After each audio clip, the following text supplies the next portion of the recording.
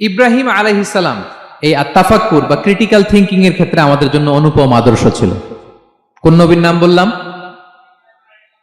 সবাই বলেন তো নবীর নাম কি? উনি যেই সময়টাতে পৃথিবীতে এসেছিলেন তখন কেউ করত তারার পূজা, কেউ করত চাঁদের পূজা, কেউ করত সূর্যের পূজা। আমরা হইলে কি করতাম? কোন এক দলে ঢুকে যেতাম। কি বলেন? এক দল করে তারার পূজা, আরেক দল সূর্যের, আরেক দল চাঁদের। আমরা হইলে কি করতাম? এক দলে ঢুকে যেতাম। উনি ঢুকেন নাই।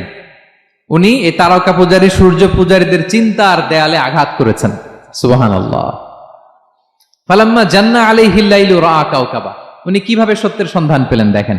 উনি রাত্রিবেলা যখন দেখেন যে লোকজন তারার পূজা করে, উনি ভাবলেন হাযা রব্বি, তারাই কি আমার রব?